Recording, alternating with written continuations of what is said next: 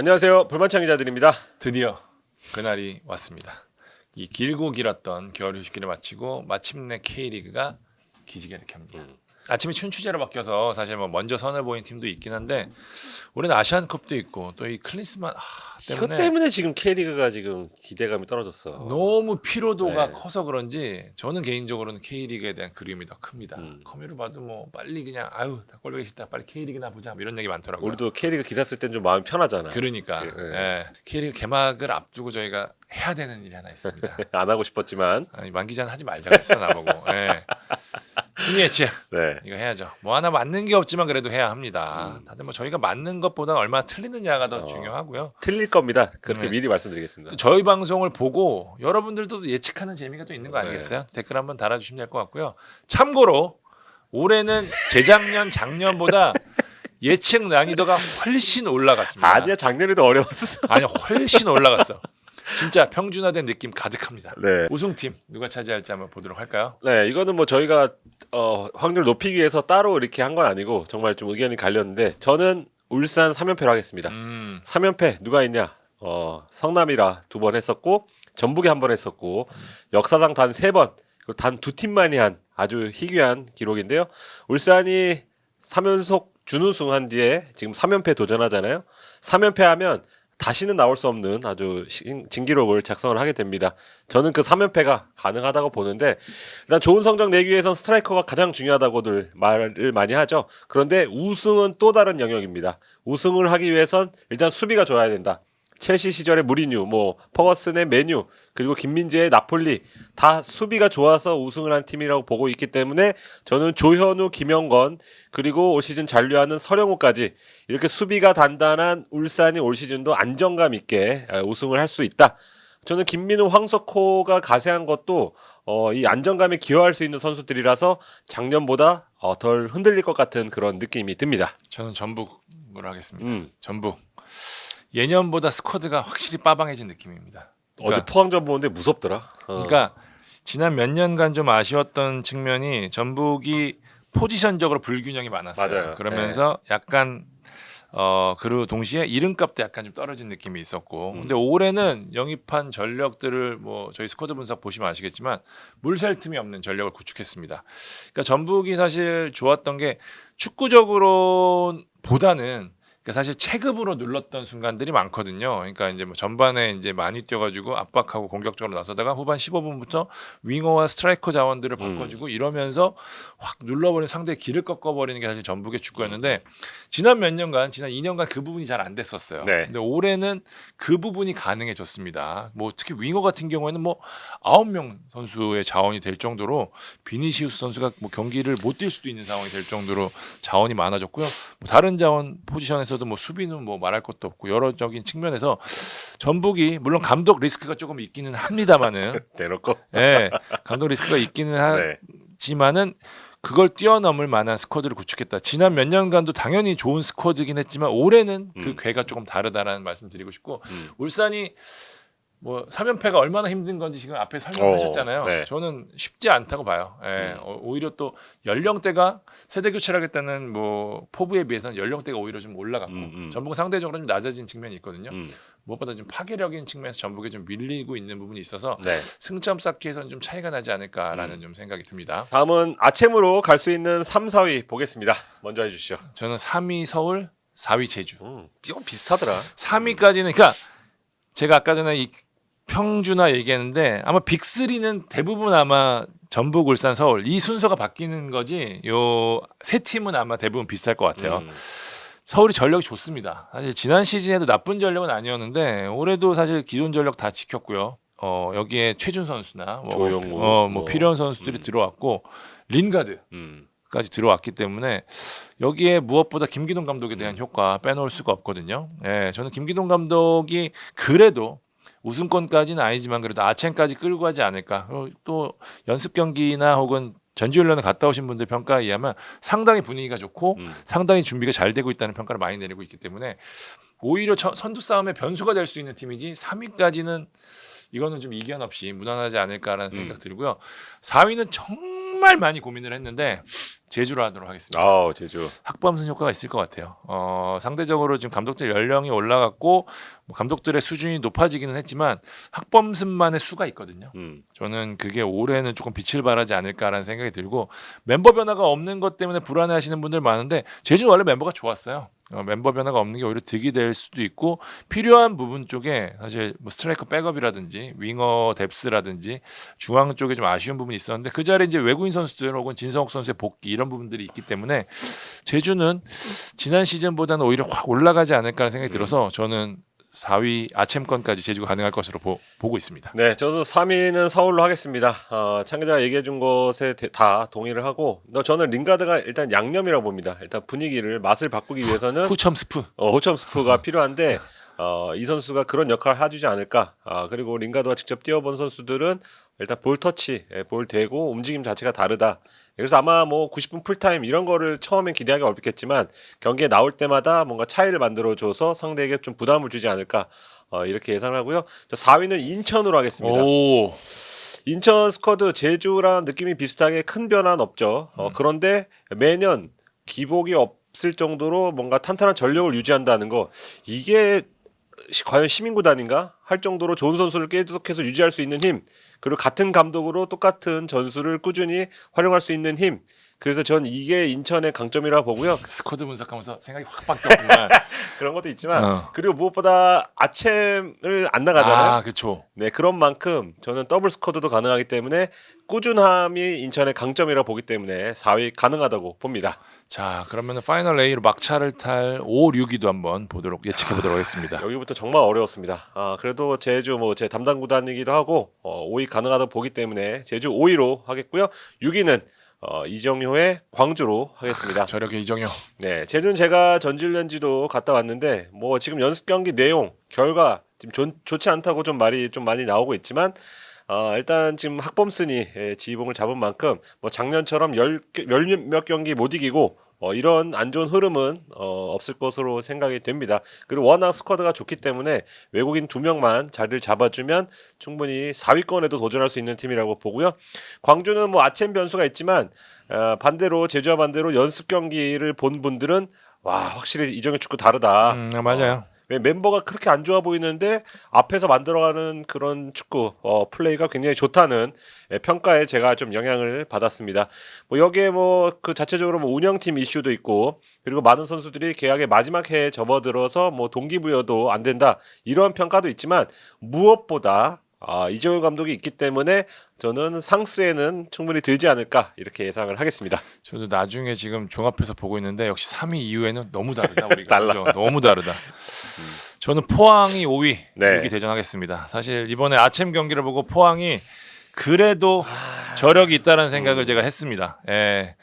포항이 아무리 부자가 망해도 간다고 하는데 5등까지는 일단 올려봤습니다. 조르지 선수가 좋았고요. 아스포로 선수가 뭐 좋지 않은 선수라고 했는데 생각보다 괜찮았습니다. 그래서 박찬영 선수의 군대 입대 이슈가 있기는 하지만 일단은 포항이 그래도 끌고 가는 힘이 있어 보인다는 게 저는 두 경기를 보고 난 판단이라서 포항을 이게 하스를 둘까 고민하다가 그래도 5등에 뒀고요. 대전은 6위에 뒀습니다. 사실 대전도 연습 경기 결과가 좋지는 않긴 하지만 멤버는 사실 상수로 가야 되는 멤버거든요. 조희민 선수의 막판 변수 때문에 사실 좀 흔들리고 있긴 하지만 저는 오히려 수비적으로는 차라리 이렇게 된 이상 3백으로 전환을 한다고 생각을 하면은 나는 공백이 크지 않을 것 같아요. 저도 오히려 생각보다 공백이 크지 않을 것 같다. 그래서 안톤, 홍정훈, 김현우 선수 3백으로 간다면은 오히려 좌우에 있던 풀백 선수들도 윙백으로 훨씬 더 좋은 역할을 해줄 수 있는 선수들이기 때문에 대전이 상승까지 갈 수 있지 않을까. 물론 새로운 외국인 선수가 누가 될지 구택 선수가 얼마만큼 부상 후유증 없이 뛰어줄 수 있지가 변수가 되긴 하겠지만 전체적인 스쿼드 레벨 자체는 이수민 선수와 가세 함께 올라간 건 분명하거든요. 그래서 대전을 상스로 뒀습니다. 네. 근데 앞에 포항 부분에서 좀 정정할 부분이 있는 게 부자는 망해도라고 말하면 포항 팬들이 반발합니다. 부자였던 적이 없기 때문에. 그런가? 네, 그래도 잘 쥐었자는 확실히 힘이. 그럼요. 네, 저도 이제 전북과의 두 경기 통해서 느낄 수 있었습니다. 강등권부터 잔인하게 좀 가보겠습니다. 창 기자부터 해주시죠. 저는 대구, 김천, 강원 순서대로 하도록 하겠습니다. 어렵다. 네.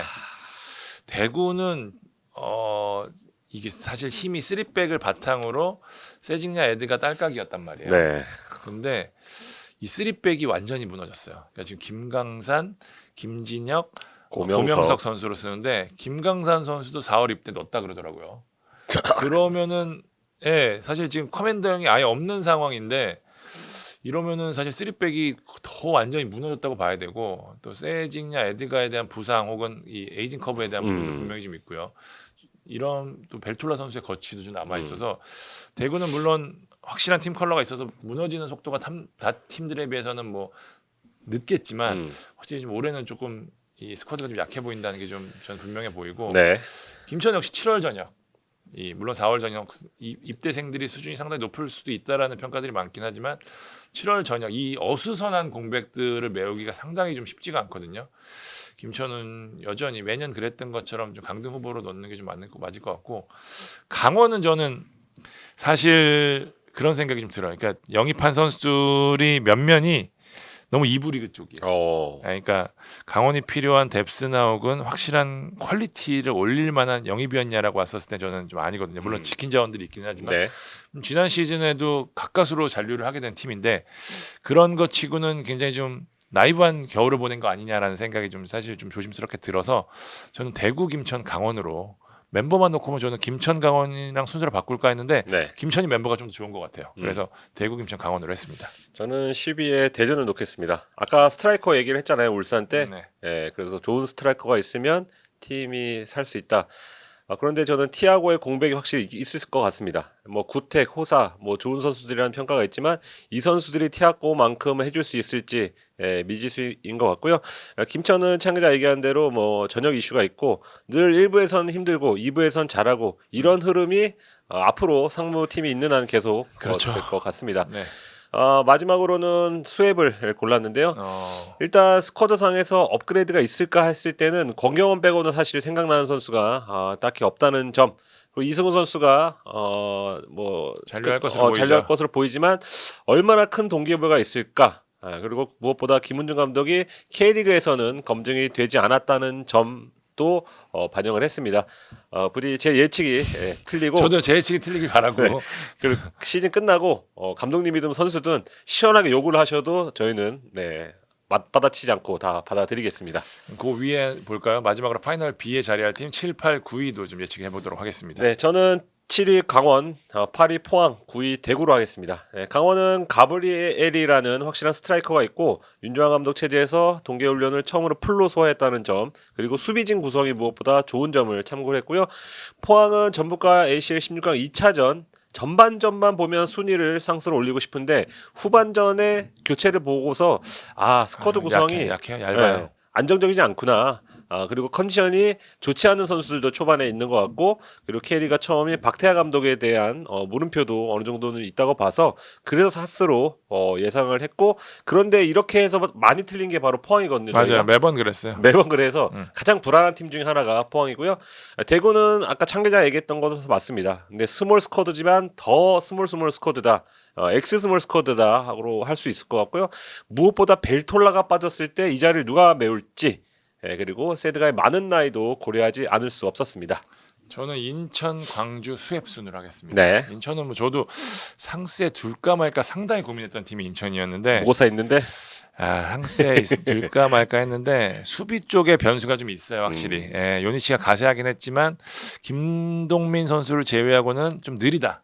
델브리치 선수도 부상으로 시즌 초반에 쉽지 않고, 그다음에 골키퍼도 확실히 이범 선수는 인천이 데려올 수 있는 최고 수준의 골키퍼이긴 했지만 김동원 선수와는 차이가 조금 있어서 수비적인 변수가 조금 있지 않을까라는 생각에서 인천은 기본적으로 수비가 바탕이 돼야지 말씀하신 대로 제루소 무고사의 공격력이 살아나는 팀이거든요. 네.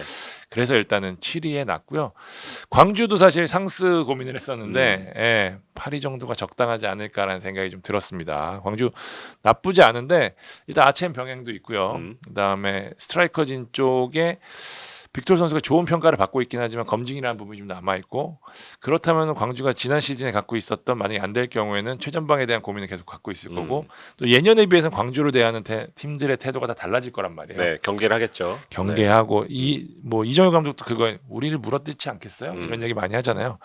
광주도 그 부분에 대한 걸 넘기에는 팀 스쿼드 전체적으로는 힘이 조금 떨어져 보인다. 우리가 기대했던 만큼 스쿼드를 보강하지 못했다. 네. 물론 이정현 매직이 있긴 하지만 그래서 저는 강등권까지는 아니지만 그래도 뭐 상승은 좀 쉽지 않겠다는 생각이 들고 수협도 사실 저는 애초는 강등권으로 생각을 했는데 네. 권경원 선수 가세 때문에 저는 9위를 했습니다. 야. 권경원 선수 가세하면서 수협의 수비는 더 이상 약점이 아닐 수 있고 예전 성남처럼. 네. 앞쪽에 그런데 성남에 비해서는 앞쪽이 훨씬 좋은 게 수협이거든요.